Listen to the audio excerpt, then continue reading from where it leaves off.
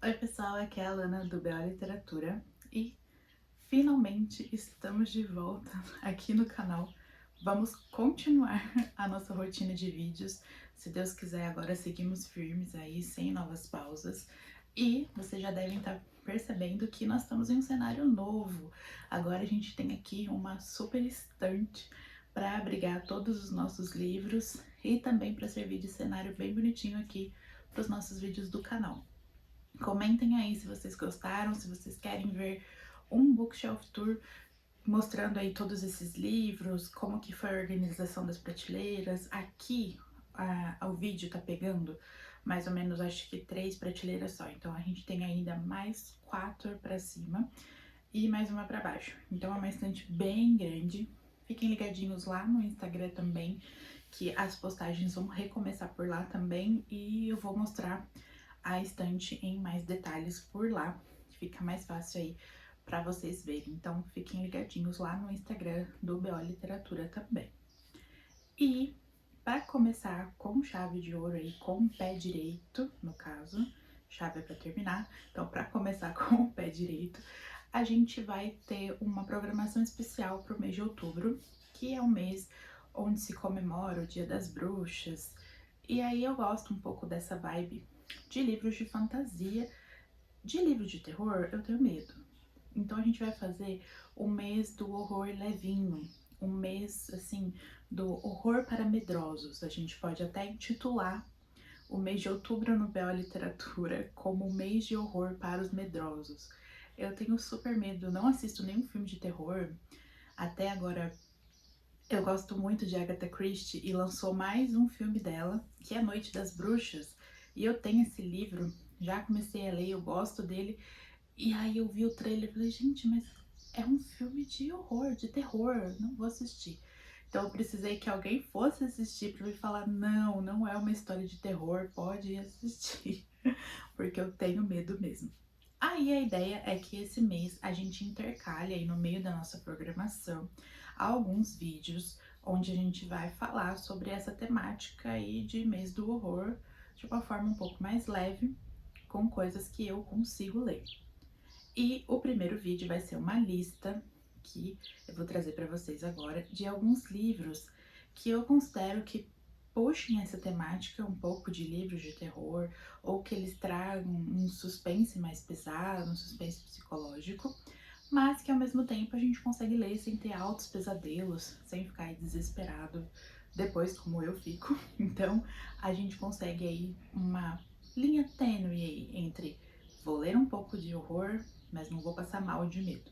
Então, sem mais delongas, vamos lá para essa lista. Eu empilhei os livros aqui, que agora eu tenho assistente com apoio. E eu vou começar com um clássico dos clássicos, que é Drácula. Drácula é um livro que conta uma história um pouquinho de terror, porque a gente tá falando aqui sobre um ícone da história de todos os vampiros. Toda vez que a gente vai ver alguma fantasia, alguma coisa que remeta a vampiros, a gente sempre tem alguma coisa vindo do clássico do Bram Stoker, que é Drácula. Eu não sei dizer pra vocês se o Bram Stoker foi o primeiro autor a falar sobre essa temática assim de vampiros, porque tem também uma autora muito famosa que é a Anne Rice, de Entrevista com o Vampiro. Eu não li nada dela, mas ela também é precursora aí nessa temática de vampiros, mas Drácula é um pouco mais famoso, eu acho, e eu gosto muito de Drácula. É uma escrita muito divertida, assim, no sentido de que é diferente. Ele é escrito através de cartas, então você fica curioso para saber o que vai acontecer. E é diferente, o que deixa o livro, apesar dele ser um livro que te dá um friozinho na barriga, porque você fica ansioso com o que vai acontecer com o nosso personagem aqui que tá narrando, com o escritor dessas cartas. Você fica um pouco ansioso com, meu Deus, o que vai acontecer com esse cara, que eu nunca consigo lembrar o nome dele. E aí, através assim dessas cartas que trazem essa escrita diferente para o livro, é uma experiência assim não tão comum como seria se fosse uma narrativa normal. Esse livro vai aparecer aqui no canal aí nos próximos vídeos do mês do horror, então fiquem ligadinhos se vocês querem uma resenha mais completa sobre Drácula. Fiquem ligados nos próximos vídeos. Eu não vou falar muito sobre os livros que vão aparecer ainda no canal, então eu vou falando aqui, vou avisando pra vocês quais fazem parte da nossa programação do mês do horror. O próximo livro já apareceu aqui no canal no ano passado, também nessa época do ano, que é Lady Killers. Eu comprei esse livro por conta da capa. Gente, olha que coisa mais linda. Ele é todo rosa, todo trabalhado.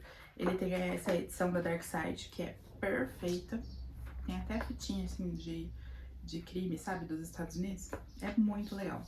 E aqui a gente vai ter True Crime, que às vezes pra mim é pior do que fantasioso, sabe? É pior do que quando é ficção, porque aconteceu de verdade. Mas o modo como esse livro é escrito, ele deixa a gente mais curioso do que com medo, porque ele é como se fosse um documentário. Aqui a autora vai trazer as principais serial killers femininas de todo o tempo. A gente vem lá da época medieval e vai seguindo pra frente. São, se não me engano, são 5 ou um pouco mais de histórias. Então dá pra você ir lendo aos poucos. Eu gosto desse modelo mesmo com que ele é escrito, porque não é assim um livro que me chame a atenção. Eu não pegaria esse livro pra ler assim só porque eu gosto de true crime. Não sou muito fã dessas coisas. Mas essa forma como ele é dividido, que você pode ir lendo aos poucos, eu gosto dessa experiência de a gente vai fazer aqui um evento do mês do horror, então eu venho e leio um conto dele e aí descubro algumas curiosidades super interessantes. E são 4 principais serial killers em que eles contam. Opa, não é 4 não, gente, é um monte. Tô olhando só um lado aqui do livro, não, são mais. 14. São 14 serial killers. E o livro ele vai contar aí em detalhes a história de cada uma delas. Eu já li 3, eu acho.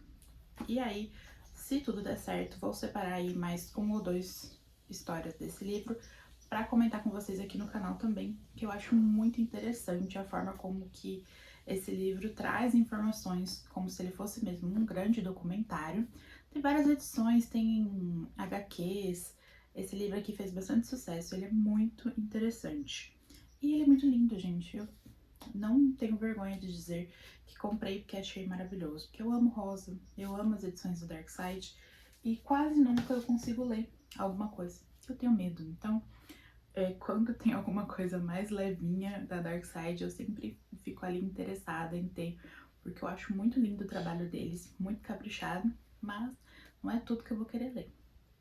Agora eu vou comentar com vocês mais 2 livros, não, mais 3 livros que já apareceram aqui no canal. Deixa eu pegar aqui. Todos esses livros têm vídeo aqui no canal e, na minha opinião, são o que a gente pode considerar como estou lendo um clássico de terror e não estou morrendo de medo. Então, o primeiro livro do Stephen King que eu li foi Joyland, que é um livro bem curtinho.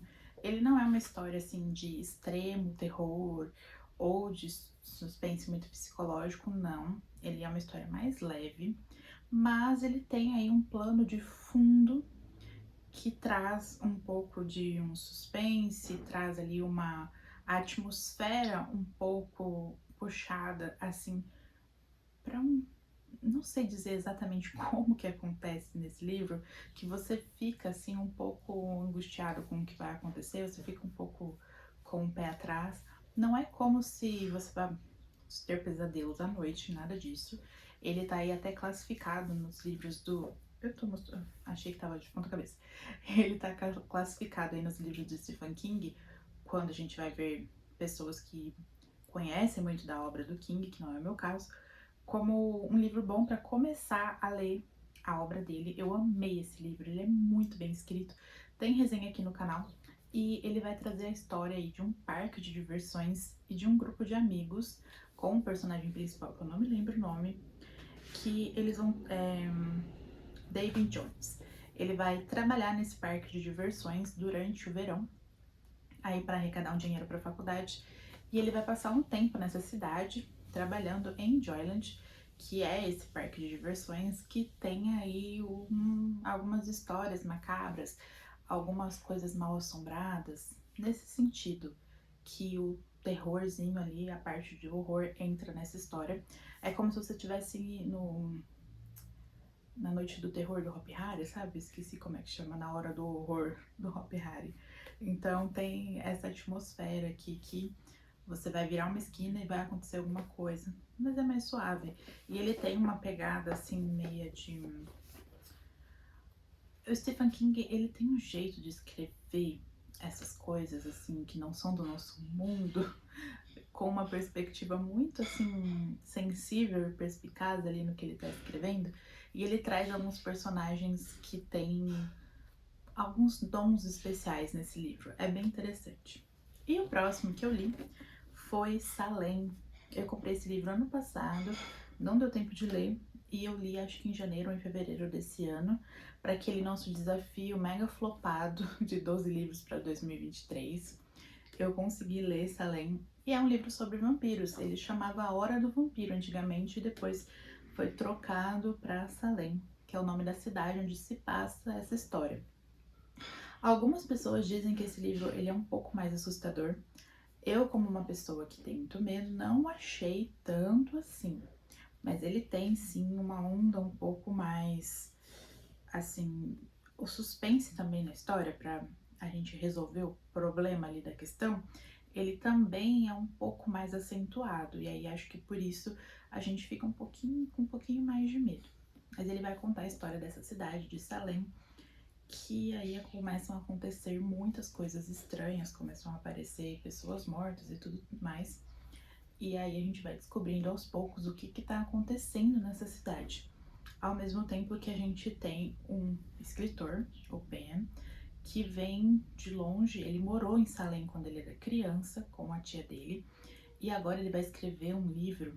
Ele é escritor, já escreveu outros livros, e ele vai escrever um livro, e ele quer muito ir para Salem, que ele tem lembranças muito boas da infância dele lá, e ele quer trazer um pouco disso para esse livro novo. E aí ele acaba chegando em Salem uma hora assim não muito interessante. E aí ele vai começar ali a fazer amizade com as pessoas da cidade e tudo, ao mesmo tempo que uma casa que todos consideram muito mal assombrada, ali uma casa assim extremamente ruim da cidade, ela é alugada nessa mesma época, e o aluguel dessa casa ali também meio que coincide com vários acontecimentos estranhos, mortes, desaparecimentos, e o jornalista não, né, o escritor, o Ben, ele vai se propor a investigar o que está acontecendo. Isso é muito interessante. É uma escrita, né? Acho que toda vez que a gente vai falar de Stephen King, a gente vai falar é uma escrita incrível, porque eu não tinha noção do quanto eu precisava ler alguma coisa dele até que eu comecei. E aí eu sempre fico com vontade de ler outros. Eu tenho um plano que eu não ia nem falar nada porque vai que não dá certo, né? Mas vou comentar com vocês. Eu quero muito ler um outro Stephen King ainda esse mês para comentar no finalzinho do mês com vocês. E aí eu tô em dúvida se eu escolho um outro título. Eu tenho muita vontade de ler O Iluminado. Não sei se é o livro que eu vou conseguir ler por conta de ser uma história um pouco mais puxada pro terror. E eu tenho a Incendiária, que tá aqui pra... Eu não sei se tá pegando pra vocês, eu acho que não. Mas tá em algum lugar aí da estante. É uma edição muito velhinha, bem antiguinha, que eu tenho desse livro. E aí eu queria ler a Incendiária ou o Iluminado. Então vamos ver o que é menor pra dar tempo e o que eu vou conseguir fazer. E aí o outro livro que eu trouxe é uma proposta um pouquinho diferente, porque é uma HQ do Neil Gaiman, que é a Biblioteca Gaiman. Não sei se tá dando pra vocês verem tudo aqui, mas é muito legal esse livro. Ele traz várias histórias que o Neil Gaiman escreveu, e ele trouxe vários ilustradores para transformar essas histórias aqui em HQs. Então, eu só não consegui ler, acho que é a primeira HQ, que tem um título gigantesco. que é As Noivas Proibidas dos Demônios Desfigurados da Mansão Secreta na Noite do Desejo Sinistro. Meu Deus. Porque eu não consegui entender o que estava acontecendo nesse desenho. Achei muito maluco, não entendi nada. Aí eu pulei ela. Mas as outras 4 eu gostei muito. Tem desenhos muito diferentes para agradar assim todos os gostos, todos os tipos de artistas possíveis. O Neil Gaiman trouxe estilos de artista, no caso. É muito, muito bonito. É um trabalho gráfico da Intrínseca perfeito. Eu comprei na Bienal de São Paulo do ano passado. Acho que foi, ano passado. E eu amei. Foi muito barato. E foi uma experiência muito gostosa de leitura. Eu acredito que tenha aparecido aqui no canal também no mês de outubro do ano passado. Vale a pena, gente. Pra quem gosta da obra do Neil Gaiman, isso aqui é uma delicinha de ler. Ele é muito divertido, você pode separar pra ler uma história, né, dessa HQ por dia. E ele é muito caprichado, sabe? A arte do desenho, os traços, cada história tem um ilustrador diferente, então cada história tem ali um jeito diferente de ser contada, apesar de ser o mesmo autor que escreveu todas. Isso é muito interessante. E ele também traz algumas histórias com um toquezinho de terror, um toquezinho assim de um mistério meio macabro. E aí você tem algumas que você fica também assim, hã? Não tô entendendo. Mas é muito legal. O Neil Gaiman também tem um outro livro que é Coraline, cada um fala aí de um jeito. E eu conheço esse só pelo filme. Eu tenho o livro, mas ele tá com a minha irmã, acho que tá na bolsa da escola com ela. Ela tá tentando ler, porque é outra medrosa também. E esse, eu me lembro que o filme, ele tem uma aura de suspense ali, de terrorzinho bem puxado. E é um filme de animação. E aí fica engraçado, porque parece ser uma coisa para crianças, mas não é. Eu não me lembro muito bem da história de Coraline, vou deixar a capa para vocês verem aqui. Eu só sei que eu sou muito curiosa em ler esse livro, mas eu sempre fico assim com receio, com o pé atrás. Outro do Neil Gaiman, que daí é um favorito da vida, que tá aqui na estante, aqui, que é Deuses Americanos. Não é de terror, é uma história, na verdade, totalmente mitológica, né? Ela vai contar aí sobre uma mitologia infinita, tem trocentos milhões de deuses aparecendo nesse livro. Ele traz uma aura de road trip muito grande. O nosso personagem aí, o Sheldon, ele atravessa os Estados Unidos inteiro nessa jornada aí que ele tá enfrentando sem saber direito o que tá acontecendo. Mas esse livro, ele traz aí uma pegada meio macabra em várias partes aí, várias cenas meio sinistras, que eu acho que seja uma característica, talvez, de escrita do Neil Gaiman, porque Coraline, Deuses Americanos, não são livros propriamente de terror, mas são livros que trazem auras macabras. Talvez seja essa a vibe desse autor. Gente, preciso compartilhar com vocês que eu gosto tanto de Deuses Americanos que eu me sinto assim fã número 1 desse autor, mesmo não tendo lido mais nenhum livro mesmo dele, nenhuma novela dele. Mas eu já sonhei que eu encontrava com ele no metrô e eu falava em inglês, que eu era muito fã, muito apaixonada e tudo e tal. E depois, na hora que eu acordei, eu fiquei, gente, mas eu nem conheço tanto assim a obra do Neil Gaiman, que vergonha, né? Imagina se ele pergunta alguma coisa, eu nem ia saber responder. Tudo isso em sonho. Para completar a nossa lista, eu trouxe mais 2 livros, dessa vez que não tem vídeo aqui ainda no canal, mas que também não são assim extremamente de terror. Acho que na verdade o gênero deles não é terror, mas são livros que têm essa mesma coisa que eu tava comentando sobre o Neil Gaiman, uma aura macabra.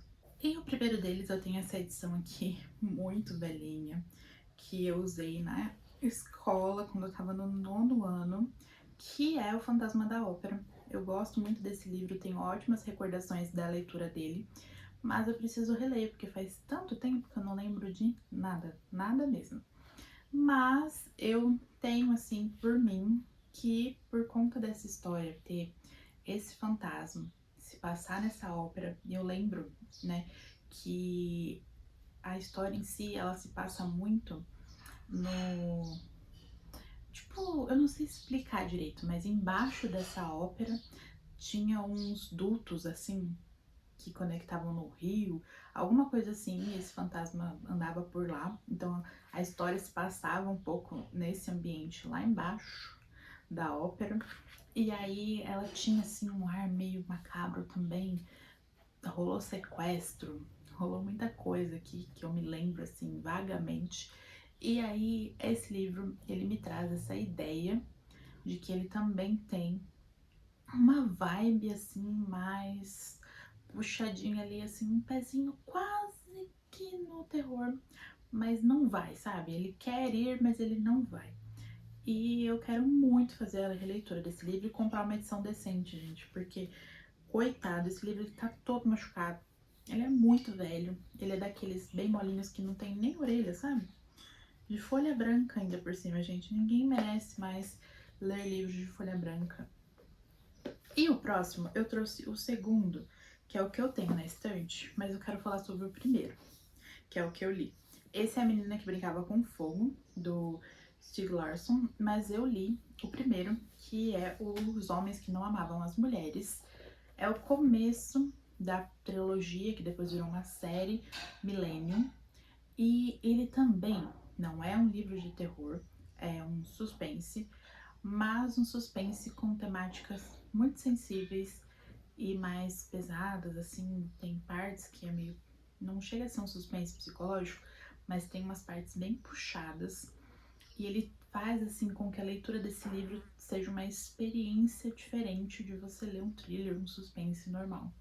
Esse autor é sueco, e eu gosto muito, muito desse livro. Eu só preciso tomar coragem e enfrentar esse pequeno calhamaço que eu deveria ter lido no começo do ano, não li ainda, que eu quero muito continuar essa série.